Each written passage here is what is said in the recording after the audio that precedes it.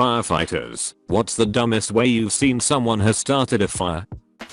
My dad was a firefighter, and he once went to a house fire that was started by the old lady who lived there. She liked to burn candles, but didn't like the wax buildup that would form in the cavity, so she would soak up the liquid wax with a napkin.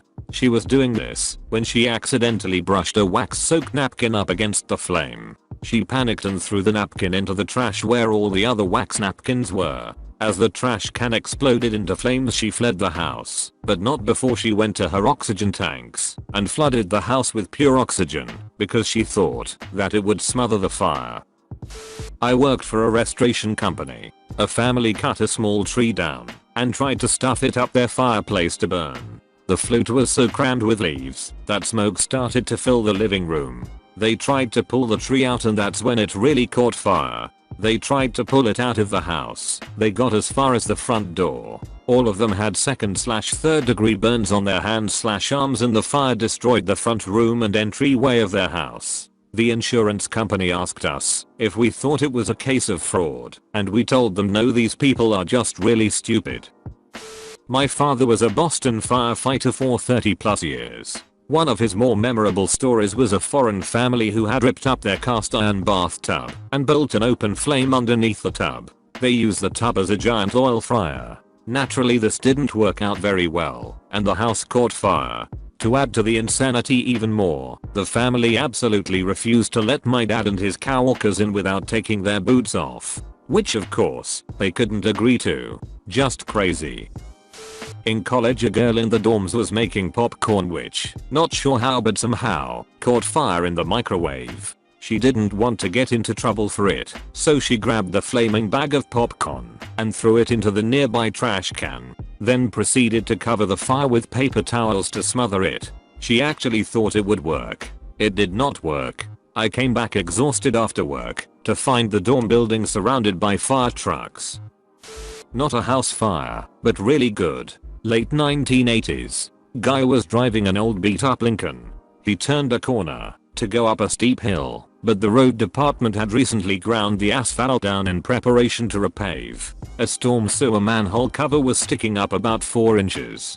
As he went over it and up the hill, the rear of his car dragged due to the pavement height difference, and the manhole ripped open his fuel tank and sparked off the gas.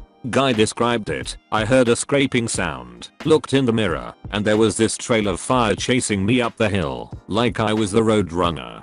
He pulled into a gravel parking lot and tried to kick a brake in the trail before the fire got there, but it jumped the gap and led the car. By the time we got there, it was a total loss. He actually thought it was kind of funny. The only real loss was his wife's purse, with her license and credit cards. The car was insured, and they got a pretty nice payout for it.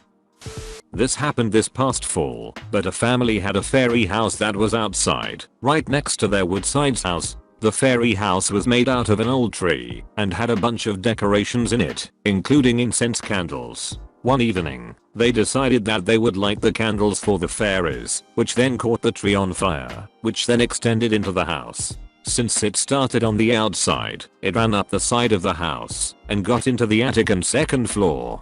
The family was home, but in the first floor. While this was happening, it wasn't until someone driving on the road saw the smoke and went to alert the family. Luckily, we were able to save the structure. There was a bit of damage to the roof, attic and second floor, but the homeowners are rebuilding those areas. A friend of mine in the 5th grade caught himself on fire with lighter fluid when the charcoal wasn't really starting. They used to sell extension arms you could hook to the lighter fluid can, and he used one of those, but the fire ran up the dripping fluid into the can. No problem, he just walked over and set it down and released the holder, at which point the can tipped over. It was only about 1/4 full, so little spilled out, but he went to tip it back up when it exploded right when his head was above it and the burning lighter fluid covered his head.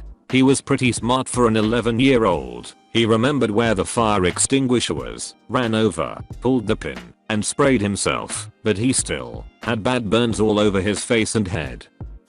Not a firefighter, but I set my parents' bathroom on fire while getting up from the toilet. My mom used to leave potpourri simmering in a small bowl on the back of the toilet with a candle to heat/stew it just below. As I was getting up, I somehow knocked the apparatus off the back of the commode. We had carpet floors in that bathroom and that section of the floor caught pretty quickly. The fire then found a seam in the wallpaper and ignited the glue fairly easily as well. As the flames rose, it caught the roll of toilet paper on the way up the wall, which really accelerated things. All this took less than 30 seconds, and I remember being somewhat mesmerized at the path the flames traveled. I also remembered that I had flushed the toilet before realizing what had happened. I somehow thought to grab the toilet bowl brush, shove it into the commode to get it wet, and then beat out the flames. The aftermath was surprisingly minimal. The small section of carpet was destroyed, but my parents replaced the carpet everywhere a few years later, the wallpaper wiped clean with some hot water and a rag, and thankfully there was only a little permanent smoke damaged on the ceiling which has seemed to fade over time. Family friend decided to make major renovations on their home with no background in construction/carpentry. They also didn't bring a professional to ensure that their renovations were up to fire code. Lo and behold, an exposed wire sparked a fire in the middle of the night and burned down their entire home. They have 3 kids and are very fortunate they all were able to escape the fire without any injuries. To make matters even worse, they had no house insurance. Extreme libertarians that don't believe in insurance/debt, so they ended up having to rely on a GoFundMe fundraiser set up by a relative to recover financially. Last I heard, they were still living in a hotel trying to figure out their next plan of action. This story alone reaffirms my belief that some things are better left to the professionals. Even if you're trying to cut costs, it might be best to pay a little extra to have someone with experience do something for you instead. This avoids terrible situations like this. Firefighter here. One extremely cold night, the temperature was -11, wind chills 40s. This guy tries starting a fire in his fireplace and couldn't get it started. He decides to use gasoline, dumps 1/2 gallon on the firewood stacked by the door and the other 1/2 onto the wood in the fireplace. As he attempted to light the fire, he couldn't get the lighter to work. Now the vapors are really starting to build. He then goes to the kitchen, which adjoins the room with the fireplace, to use the stove to light some newspaper. As soon as he turned the knob on the stove, the igniter lit the gasoline vapors. The living room was instantly on fire. The vapor singed all his hair and got 1st-degree burns on his hands and face. We on the other hand spent the next few hours in the extreme cold. Flash ahead 3 hours. The firewood outside has somehow ignited and we have to go back. The second fire had some time to really grow. Middle of the night. Everyone in bed, no one around. Longest coldest night of my life. All because some fool decided to use gasoline to start a fire indoors. 2 kids playing in their backyard and decided to light the shed on fire, then it spread to their 2 cars and their house. All burnt down. A firefighter started a fire at his ex's house to win her back by saving her, claiming he was just driving by and saw it. Kid lit curtain on fire on 2nd floor. Apartment building almost caught fire because someone decided they could grill on the 2nd floor of an apartment building right next to the siding. More kids being dumb and lighting their houses on fire somehow. Not a firefighter, but I was living in a big old single family home that had been converted into 6 apartments. Because it was a house, it had a shingle roof. The owner hired one of those unlicensed, uninsured type outfits to work on the roof, the kind you find hanging out at Home Depot in the morning looking for jobs. Anyways, long story short, the guy was on the roof, smoking, and somehow caught it on fire. Rather than dialing 911, he ran down 3 flights of fire escape, got the garden hose, and ran it back up. Once he got to the top, he realized he never turned it on, so he ran back down, turned it on, and ran back up. Apparently by that time it was out of control, so he headed off. One of the neighbors finally called 911, but by then it was a full-on blaze, destroyed the top 2 floors and most of the 1st floor. Moral of the story is, just call the professionals. Mid-80s, near beginning of my career. Young lady finished putting flea spray on her pupper when she noticed a tick embedded in its flank. Ever hear of the tick removal technique, in which you blow out a match and touch the hot tip to the tick, thereby causing it to back out of the dog? Yeah. Dog caught on fire. Little fellow ran under the bed, which also caught fire. Lady grabbed the pup with spray wet hands and they caught on fire. Long story short, the house was a mess, but both the lady and the dog fortunately survived with moderate burns. There was also the lady who tried to sanitize her panties in the microwave, but I was off that day. Mr. Homiyawana was attempting to deep fry tater tots in a saucepan of oil on a gas stove. The oil frothed up when the frozen tots hit the surface, igniting the whole thing. Mr. Homiyawana then proceeded to try to grab the pan by the handle and swing it over to the sink. I imagine it was like a Vietnam era napalm run.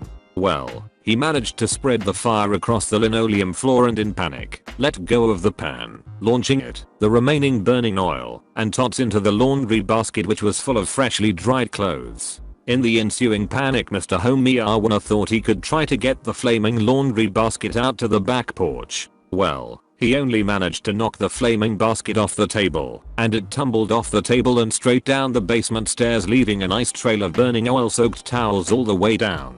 Now Mr. Homiyawana decides to make egress out the back kitchen door, down the stairs to the backyard. He slightly missed the stairs, hit his bare right foot on one of the railing posts, breaking a couple toes, and flew forward off the staircase, managing to impale himself onto a bit of rubber that was protruding from a cement block they were using as a sort of barrier on the edge of the cement patio. There he stayed, clad only in boxer shorts. He managed to nick his liver pretty bad, but survived. Did I mention he had burned his legs up pretty bad as well? So, the smells and smoke and the screams of Mr. Homiyawana at finding himself stuck through with a rusty piece of iron alerted Big Mama, Mr. Homiyawana's girlfriend, and punk teen kids number 1 and 2 upstairs, that something was afoot. As far as we could tell, Mama went looking for the kids or the dogs. Both dogs made it out. Girlfriend made it out, and down the stairs, over the raging laundry/oil fire 1 flight below. She found Mr. Homeowner on the back patio, bleeding and turning grey, screaming and trying to get off the pike.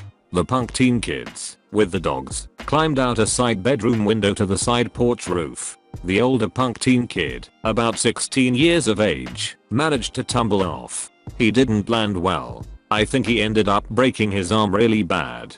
The dogs and the younger one got pulled off that roof by the neighbors. Mama apparently had a significant cardiac event and fell over. She happened to do so in the junk room, a sort of Kalir Brothers style room filled shoulder high with stacked boxes of junk. By the time we got in there, it was just a charred, soaked mess of black slop about waist deep. We had to dig Mama out of it. That was wretched. All of this had attracted the attention of the many foreign laborers who were living in the boarding house next door. They helped the best they could, but also became a very raucous audience. A few of them were bomberos voluntarios back in Guatemala, and having an entire company of mostly non-English speaking vales show up intent on going to work made things very interesting. 2 of those guys saved Mr. Homeowner's life though. I have never, in my 27 years of doing this, arrived on a scene of such screaming and chaos. Most of the fires I've seen have been started by the usual stupid unattended candles, smoking in bed, smoking on drugs and passing out, unattended kitchens, etc. The weirdest one I've been to was a porch fire caused by sunlight refracting through a glass hummingbird feeder. The ones we can never get to on time are kitchen grease fires doused with water. Those people are lucky to get out of the house at all. My dad is a retired firefighter and will always remember the Thanksgiving where he went on 10 calls in a 24-hour period, all related to people deep frying their turkeys. 3 people burnt up parts of their backyard, and 1 blew up his kitchen, and everyone else either hurt themselves or threw so much smoke out in some way that the department got called to visit. I've seen him come back from wildfires less tired than he was after that shift.